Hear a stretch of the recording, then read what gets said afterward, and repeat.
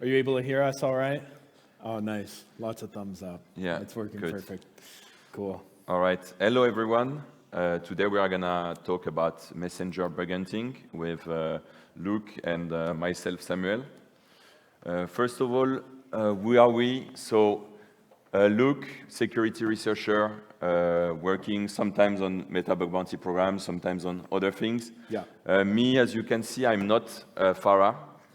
Unfortunately, Farah couldn't join the conference because of visa issues and administrative issues.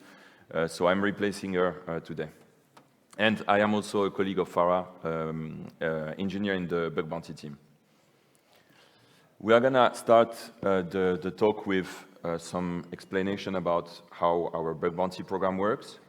And then we are gonna dig into multiple messenger vulnerabilities that Luke found and that are pretty interesting. And finally, we will explain how all these vulnerabilities are getting paid and how our researcher can be successful with our bug bounty program. So, about our bug bounty program, for those who don't know what is a bug bounty program, basically it's very simple. You are an external security researcher. You submit vulnerability reports to us. And if the vulnerability you submit are critical, we would reward you with some money.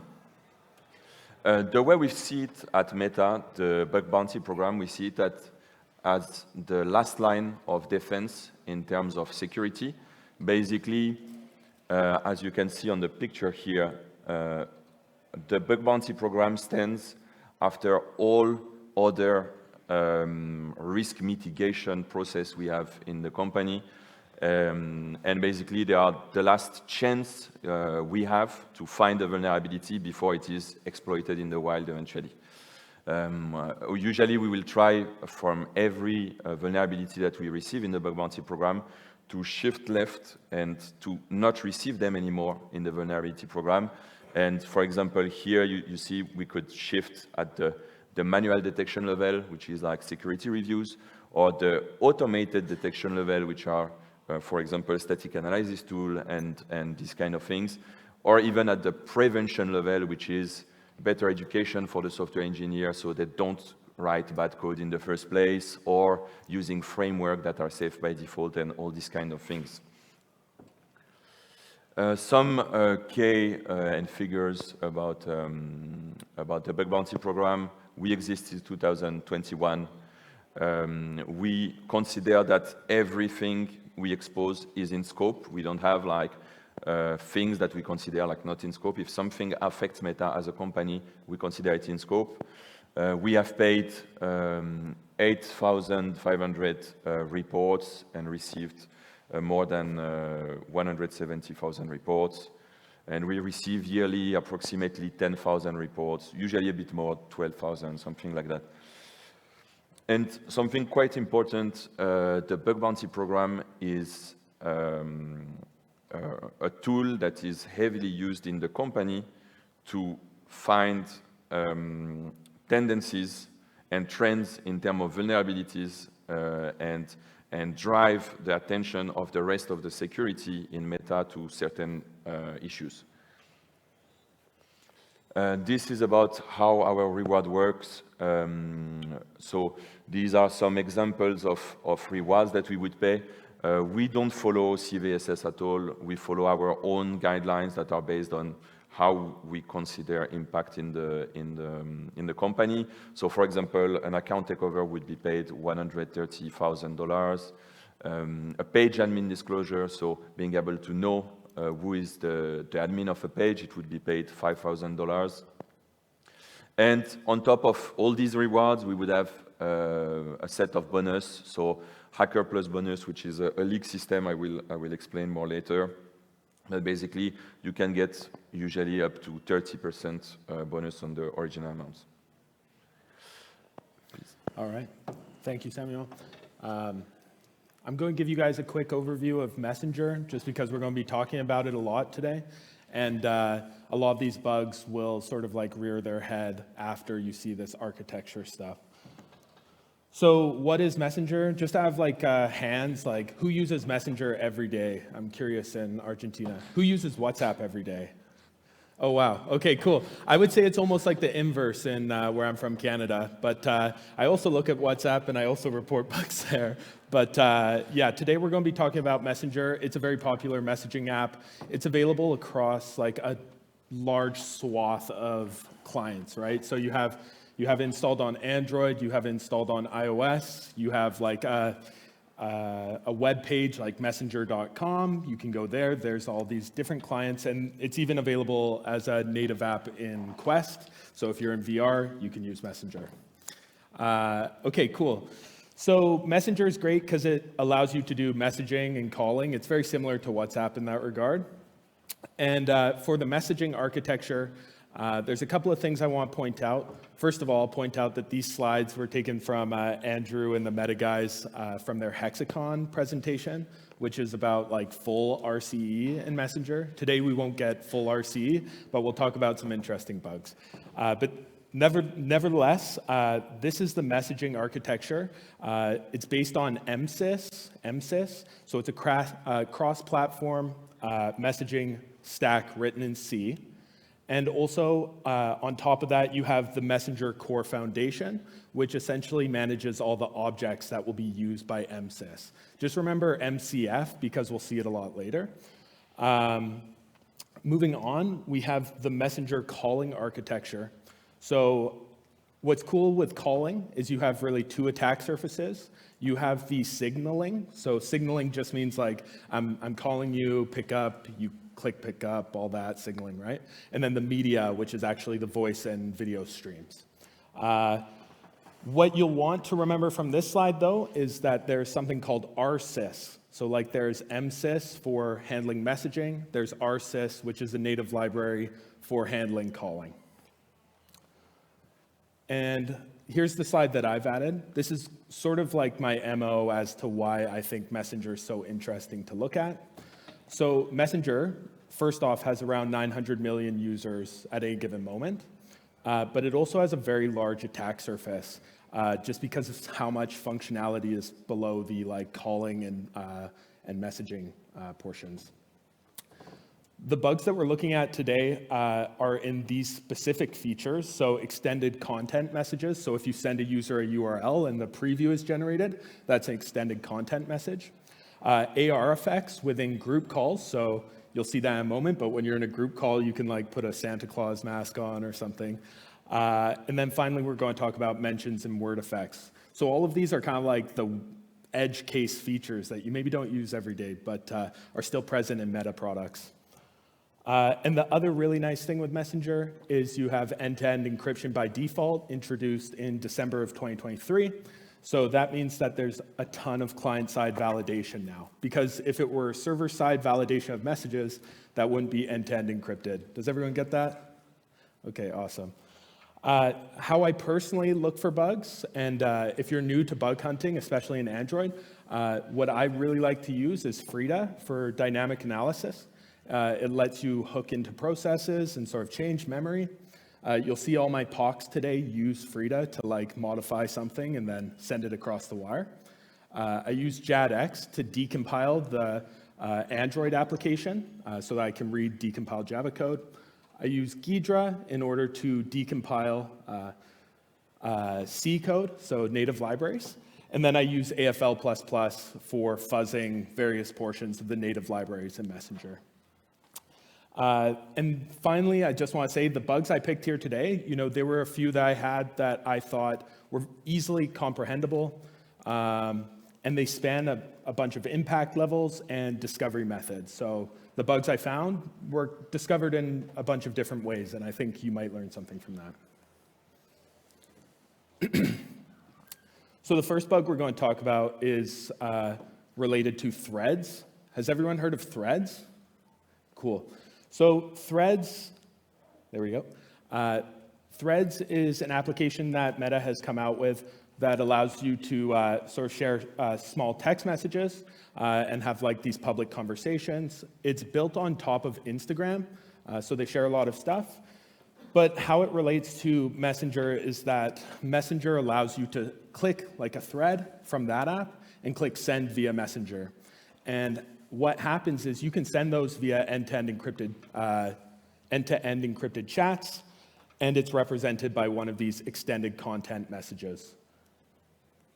But the interesting thing is that the client has to actually brand those messages. So on the left-hand side, you'll see me sharing an Instagram post, and in red there, you can see it marked up with Instagram, right? But then on the right-hand side, you can see there's Mark Zuckerberg and the new Quest. You can see that we don't have the URL, and we have threads down at the bottom. So any user who sees this is going to be like, okay, if I click this, I'm going to threads. But the interesting thing is that all this branding, right, has to be applied on the client. Because this is end-to-end encrypted, the client needs to figure out when to apply branding. So I'm going to show you some pseudo code here. This isn't real code. This is me taking the decompiled Java and sort of creating a pseudo representation for you to read. And you'll probably be able to spot the vulnerability pretty quickly here. And so what's happening is there's the threads domain, and the threads domain is saying, Messenger saying, does the threads domain exist anywhere within the host? It doesn't say, is the host the threads domain? It's just asking, does it exist within the host? And so what that allows us to do is create domains that have a subdomain of threads.net, right? Does everyone see that? And if we were to send that in an end-to-end encrypted chat in Messenger, we're actually going to have the branding applied to it. And what I really liked about this bug in particular, and if you find bugs in URLs in general, has everyone heard of Google dorking, where you can put like site, colon, blah, blah, blah, blah, blah? Well, you can use regexes there, and what that will allow you to do is find any site with this subdomain. And there were actually, I think, 4 or 5. The first one, threads.net.nz, was actually a legitimate clothing store. And then the next 3, one of them being in Argentina, which was interesting, and not a plant. I didn't register that. All of them disappeared after that bug was fixed. But I will say we're not sure that they were ever used. But it was an interesting coincidence. So I have a short little demo here, a little demo video. If you are going to look at Messenger in the future, you might want to take a picture of this slide just because it has the class name that the URL is injected into. So what we're going to do is inject the class name or the URL into default CTA, which is a string. We're going to send that message, and we'll see what that looks like. So here we have an end-to-end encrypted chat with Bruce. Up top, we have Dragon Jar, who's here, and they were threading about Ekoparty's 20th anniversary, which is so great for them. And you can see the first one is actually like a threads link. It's branded like a threads link, but when we click the second one, it looks like a threads link as well. But what's going to happen when we click is it's going to take you to this like legitimate threads outfit which is based out of New Zealand. Cool. So that's the first bug we're going to talk about. Very simple bug to find, wasn't too difficult, and because of that, let me see if I can skip. Oh yeah, because of that, it was also quite easy to fix. So Farah was able to grab the actual source code from within Messenger, and you can see here what's happening is that Messenger core foundation that I talked about before is setting 2 strings, right? And those are used to check whether the prefix within Messenger is one of these. And if it is, that's a threads message. Everyone probably recognizes the fix here. We're just going to throw in a couple of slashes, and we're good to go. And you're all protected from this now. So I'll pass it on to Yeah, so here we have paid $1,000 as a base payout and then additional bonus. To explain why we came on this number, if you saw the numbers that I showed earlier, we have like way higher payouts that can be given. But here, the logic behind this payout is asking ourselves how this technique of using a fake threads message is going to make phishing easier. Is like how many people are more likely to click on a phishing link that is using that technique that would not have clicked on a normal phishing link as usual. And if you think about it this way, you see that this is not that impactful, but it's still a very interesting finding. Yeah, so that's why yeah. we came up with 1,000. Yeah, I mean, you find something like this in an afternoon and you send it in and you've just made 1,100 USD, It's a good right? afternoon. Yeah. It's a good afternoon. All right, cool. So we're going to move on to the next bug here. This one I think is really interesting from a discovery perspective. We're going to dive into the native layer of Messenger and look for bugs there. So I imagine most are familiar with AR effects, but what we'll talk about quickly is just showing what it looks like from a Messenger perspective. So this is the Messenger advertisement for using AR effects. You can see everyone sort of laughing, having fun. They've applied some sort of moss thing. We're going to look for bugs in this because it's really interesting, because I can set an AR effect for you if you're in my group call. You have no ability to stop me putting a Santa Claus mask on your face, is what I'm saying. So the other thing, if you're looking for bugs in Messenger, this is the area that an RCE was found and presented at Hexacon. That bug would pay out, I think, 300K USD is what is in that list there. No, right? it's less, but because there was some mitigation factor, but it was paid a lot. Yeah. Yeah, it paid a lot. So this is totally a cool spot to be looking for bugs in. Let's skip through here. Oh, okay, they're making burgers, cool. But the thing that I want to point out too is if you're going to leave and start looking at AR effects, don't go into Metaspark. Metaspark is the environment you use to create AR effects. It's being deprecated and the attack surface will disappear. Whether there's a new attack surface with whichever will replace Metaspark, unknown, but Metaspark wouldn't be a good place to look. So let's talk about what actually looks like to send AR effect in a group call. So if I'm in an end-to-end encrypted group call with you and I set an AR effect, so I'd make everyone wear a Santa hat, or in this case, there was a Lunar New Year AR effect where you wear the dragon mask. This is in an end-to-end encrypted group call, right? So I have to actually send a binary payload, which will be received by a client and validated before applying the effect to the user. So what's in that binary payload? Well, a couple of things are there. We have the icon URL, so we have this icon on the far left. We have the name of the user, which in this case is Ava. We have the name of the effect, which is Lunar New Year effect. And then we also have the effect ID, which is used to go fetch the resources from Meta's website. What that looks like from an actual binary payloads perspective is this. I used Frida to just dump this before it was encrypted. And just annotating up everything here because it'll be hard for you to read. But you can see that we have that AR effect name. We have that URL. And then we have the effect ID and the username of the person who set it. If you're like me, immediately you start thinking, okay, that URL is very interesting. Like, I'm about to send something to another user. They're about to go fetch it. What happens if I start messing with this URL?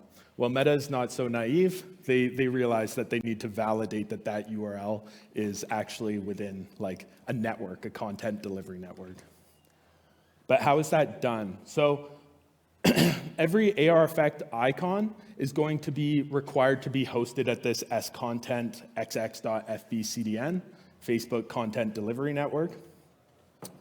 And Messenger just really does not want you to be able to send someone something and have it redirect outside of their environment. So they're going to check and validate that URL before you do so. And the URLs are validated by the library liborca-rsys JNI latest. But really what I want you to know is that it's validated with the rsys portion of calling, right? We just talked in the beginning, calling architecture, rsys managing calling stack stuff. So this is the actual decompiled native library and the function that manages URL validation. So you can see at the top of the function on the left-hand side, it takes a character array. 2 seconds. Cool. So yeah, that's all attacker controlled, right? if I'm an attacker and I send a URL, it's going to end up on your device going to this function. And this function looks quite simple, right? But here's something I want to point out, is you have MCF URL create with cstring, and that also receives the URL, which is attacker controlled. And if you look at how simple the left-hand side is, look how complex the right-hand side is. And this is all in native code, right? This is where memory corruption starts to become a factor.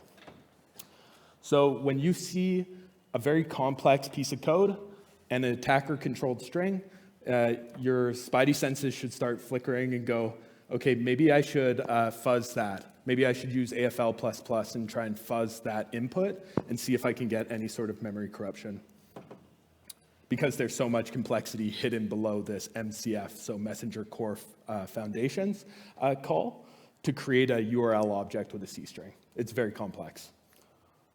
So I wrote an AFL++ harness to fuzz this, and unfortunately for me, and fortunately for Meta, this seems very memory safe. So they probably fuzz it internally. I haven't asked, but it would be a good thing to fuzz. And yeah, I fuzzed it for like 2 days and I didn't find anything.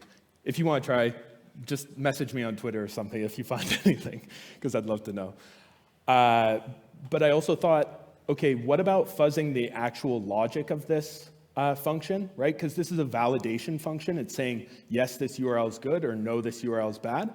So what if I wrote a fuzzer that instead of looking for memory corruption bugs, looked for sort of incongruities between, yes, this URL is good, but is it what I expect? So I check to see if that URL is what I expect.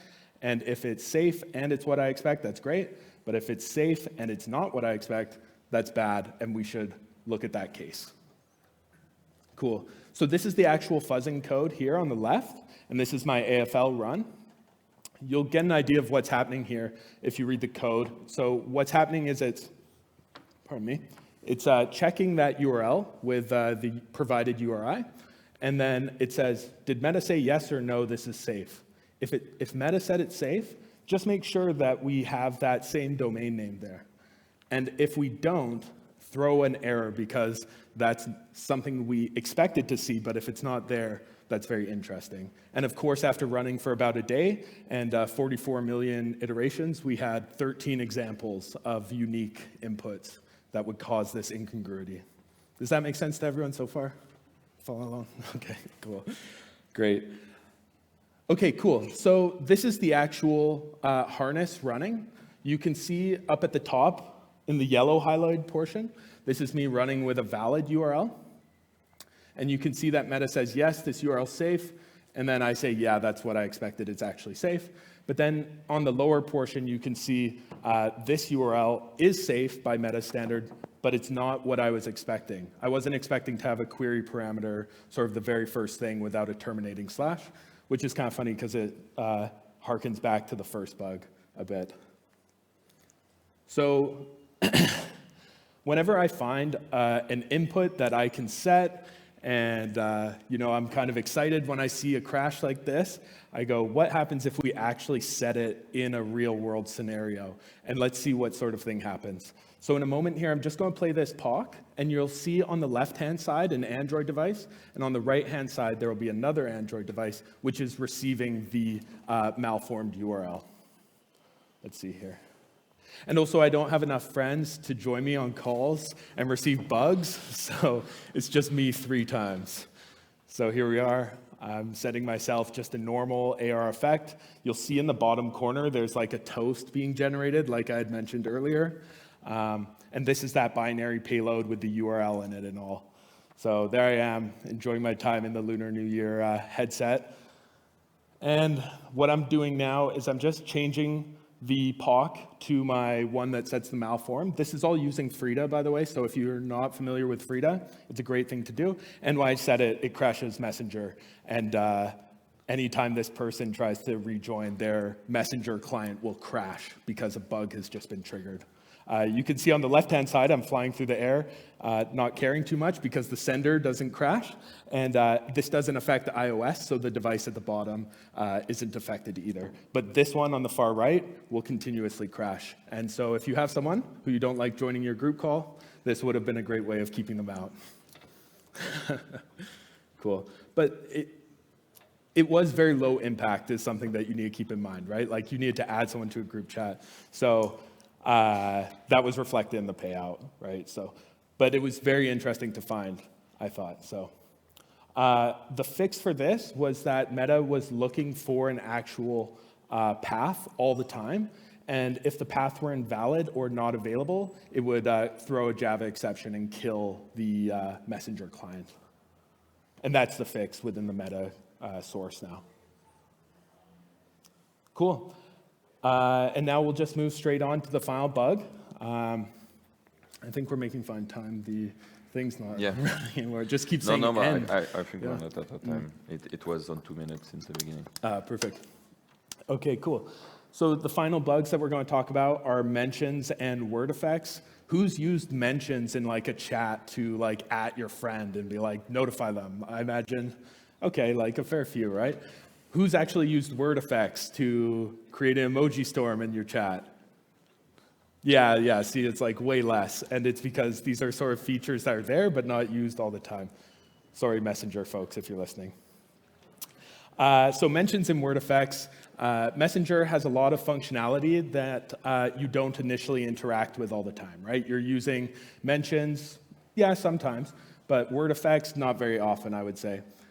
But the nice thing is that both of these are present within end-to-end encrypted chats. So these are going to have to be created on the sender and sent to the client and then validated there. And all of these, if you're going to be looking at Messenger for bugs, and these slides will get uploaded later, I'm sure, but this class right here, this Java class, is a really good spot for looking for these types of bugs. So just to give you an idea of what word effects look like so that it's not unknown to you, we have this chat here, and I might just jump forward a bit so you're not having to watch it all. You can just see that we can go into these settings within Messenger. Here, I'll bring it back a little bit. And we can set words like Argentina, and we can associate it with like the flag of Argentina. And when we send that message in the chat, there we are. You'll see a whole bunch of emojis sort of storm onto the screen. Everyone loves that, right? What does that actually look like from a sender's perspective and a client's perspective? Well, the sender is going to call this send encrypted text function. It's not actually called that. That's just what I called it because I'm working off of obfuscated code. But what is interesting is you can see this class instance here with a member that is set to a JSON object, and that JSON object represents the word effect via some lengths, so how long is the word, and offsets within the message, as well as the emoji that should get stormed up onto the screen. There we go. Mentions, I was going to give you a demo, but enough hands went up that I think we can skip through that. But what I do want to show you is that mentions are very similar to word effects in that they're a series of offsets and lengths, right? We can see there's a mention on the right-hand side. Silent and @Richard are both instances of mentions within Messenger, just different types of mentions. And you can see that like there's lengths and offsets associated with each. And yeah, so what I want to say is mentions and lengths, just a series of offsets, or mentions and word effects are a series of offsets and lengths within Messenger. They're just used for bolding sections of text, and that is used to render these messages on recipient's device. This should always be in the positive integer range, right? We should never see anything go backwards, and when we should never see a number go somewhere, we as bug hunters should always set that number to that place.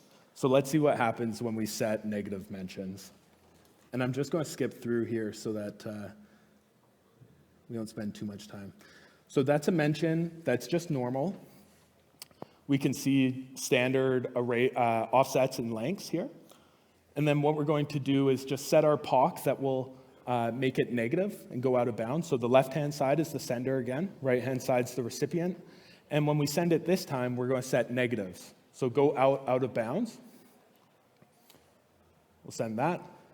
Cool. And we'll see that messenger crashes again. So the client is unable to access that group chat anymore. So if you have group chats that you want to delete forever for everyone, this is a valid way of doing that. Or it was a valid way of doing it before it got patched. Very good. Okay, so negative word effects. We're going to experience a very similar story here. I'll just skip a bit into it. So there we go. We've just sent a normal word effect. That's for Argentina, of course. And we have the flags going all over the place. And of course, it's no slight, but I'm going to turn the POC on. And instead of flags appearing, we're going to see Messenger disappear. So here's our message again. We're going to set the values to -1, and there goes Messenger. So this time, they also won't be able to access their group chat because of these malformed messages. All right, so what does that crash actually look like? What's happening here is there's a function called setSpan that goes to bold text, and because you're trying to bold text that doesn't exist, it like exists outside of the realm of space and time, you're going to throw a Java exception, right? So that gets, or is not caught, and a kill signal is sent to the process, so effectively destroying that group chat. The nice thing is that when it was fixed, we had this beautiful error log get put into Messenger, and it existed for about 4 months before they went, maybe the Messenger logs are a little bit too verbose, and was stripped out. But for about 4 months, I had a log statement in about 900 million distributions of Messenger, which felt really good. And the fix for this is quite simple, right? You're looking, and you just want to check that the range of text is within something that's valid. So just check that span length, check the text range, and you'll be okay. And I'll pass it on. Yeah, so this was paid 3,000 as a base, so 3,000 2 times because there is 2 bugs. And I think these bugs are interesting because they really show how when you have like end-to-end encryption and a lot of features in a message app, like you need a lot of client-side verification, and that's a huge scope to look at. And then you can see how our bonus system plays its role here. So one of the reports, Luke got it when he was in Silver Hacker Plus League. So he got 225 bonus. And one of them, he was in Gold, so he got a better bonus, 300. And then one of these, I think, was found also in an event. Yeah, there was an event bonus. Yeah. So there was event bonus. So in the end, a total of 7,275, which is a significant amount. Yeah. Especially when you're converting to Canadian, which I am. So I'm always happy to receive a bounty like that. Yeah. So now a bit of talk about our Hacker Plus program. So our Hacker Plus program is a loyalty program where our researchers gain points depending on their activity on our bug bounty program. And with these points, they get a new set of rewards. These rewards are multiple things. So bonus multiplier, as I said, also like experience, I would call them. So coming to our events, being invited to DEF CON, being here today, for example. Also, you get access to private bounties program, and you get very good swag, and you can also flex with your neighbors, I guess. You tell them, yeah, I'm diamond in Meta Bug Bounty program. So this is like in detail how it works. You see a different bonus multiplier. From the Silver League, you start getting some swag. The swag is always better the more you get in the higher league. And then from Gold to Diamond, you get to choose the private bug bounty program that you can access. So you have access to the list of private bounty programs that are active. And you as a researcher can choose, I want to work on this, I want to work on this. You can still be invited to private bug bounty program when you are like in the early league, but you don't get to choose what you work on. And also Diamond, you get invited to DEF CON and other events, and Platinum as well. And finally, just one thing specific to Ekoparty, we made a small CTF challenge. You just need to log in into your Facebook account and browse this web page. It's a challenge with GenAI, and if you solve this challenge, you will automatically get a 10% bonus on all your Metaverse Bounty rewards for 3 months, up to 2,500. So yeah, thank you everyone. Do you have preguntas, questions?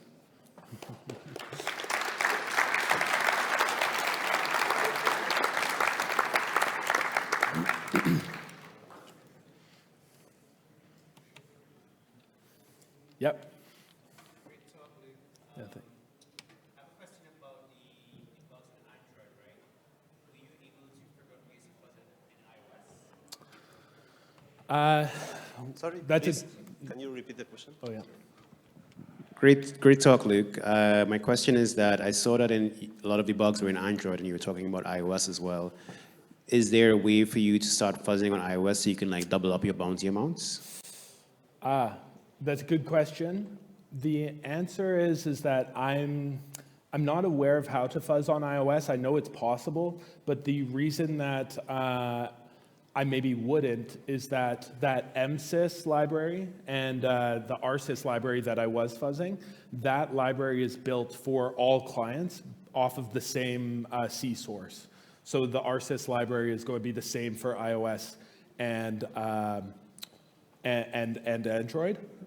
The extent of that sort of code sharing is that if you get a native bug on like WhatsApp, you'll also see that native bug appear on all the other distributions of that client. Yeah. Thank you. You're welcome. Any other questions? All right, well, thanks so much for having us, guys. And, Ekoparty's been a blast, so have a nice day.